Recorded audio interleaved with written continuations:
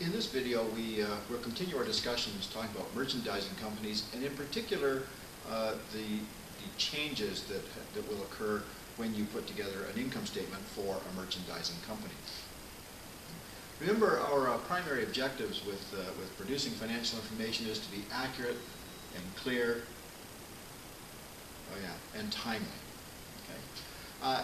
And so we have this additional piece of information when we have a merchandising company that we've talked about called the cost of the goods that we've sold and the gross profit on the cost of those or on those goods. So let's take a little closer look at some basic income statement formats. We've seen the first of these formats, the basic single-step income statement, up till now any number of times. We'll take another quick look at that. We also have something called the multi-step income statement, which, quite as it says, just breaks those single steps out into more steps. A couple of minor differences as well, and then ultimately there's something called the classified multiple step income statement, which we'll take a look at, but to be fair, for our purposes, we're not going to spend a lot of time on in this course, but you should be aware of it particularly if you're going on in accounting. This is the income statement we're pretty used to, right? It's called the single step statement. For Z-Mart here, we have the revenues, we have the expenses, we total up the revenues, we total up the expenses, we subtract one from the other, and that tells us the net income. Pretty straightforward. You've done this dozens of times. Just want to point out the sales, the use of the word net. Remember, net means something's been deducted from sales, and what sorts of things would get deducted from sales? Well, as we've talked about inventory, we have things like the customer returns stuff to us, so we sold it and then we subtract off the things that were returned, so sales returns. Discounts is another thing. We sold it for $1,000, but actually we only collected $990. Then we would also deduct from sales then any discounts that we gave the customer. Now, it makes much more sense typically in a merchandising company than it would in some place that's basically a service company and doesn't sell goods. So nice, straightforward, revenues minus expenses equals net income. So how does it get more complicated when we're looking at a merchandiser? Okay, same sorts of thing. We have the net sales starting at the top, and we have this just additional thing. We've seen this before, the cost of the goods sold to give us the gross profit. Now on a perpetual system, or a company using a perpetual system, that cost of goods sold number was being constantly updated so we knew what it was. And so when it came time to do the income statement, that cost of goods sold was a nice little general ledger account we could just slot in there. Usually the biggest expense for a merchandising company is the cost of the merchandise they actually sell, to give us how much, what our customers paid us minus what we paid for it, to give us the gross profit. And then we go on and calculate, then take off the other operating expenses. So the major sections then of this one are net sales, cost of goods sold to give us the gross profit, add up all the operating expenses, and it gives us something called income from operations. And this is the one other small change that we're going to see in a multiple step income statement. This business, whatever it does, the normal things it does are considered the operational parts of the business. This business also had some rent revenue and some interest expense. They're not really in the business of renting things out. This sometime in the year they apparently made $2,800 renting something, not something they normally do. And this tells us they're not really in the rental game. So it's not part of their normal operations. But they did make the money, and we needed to record that. They earned the revenue, and we needed to record it. But we don't want it mixed in with all the stuff that they do as part of their normal things of doing business.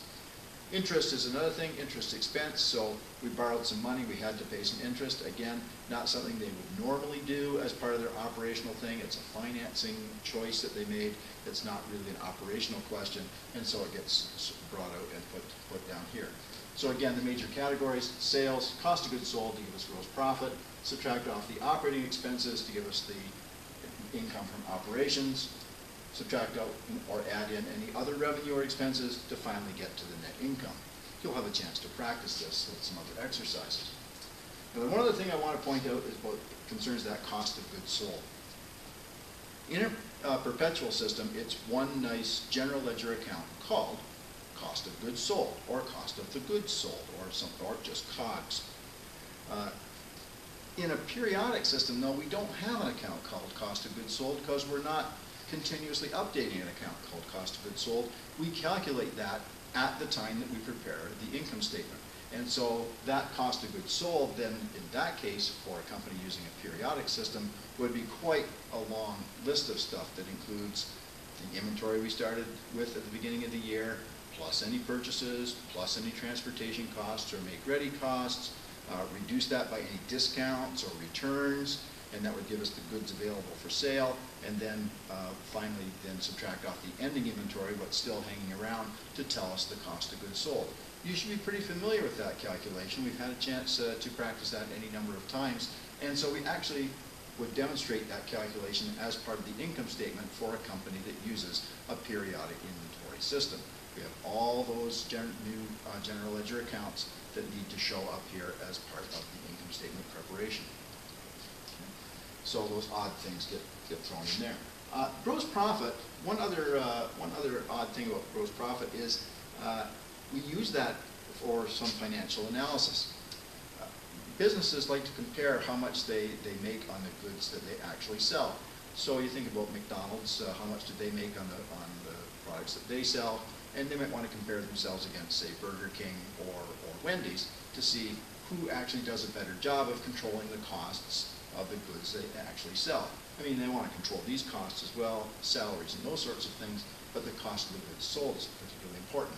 And we actually have a bit of analysis that we do on that. It's called the gross profit ratio.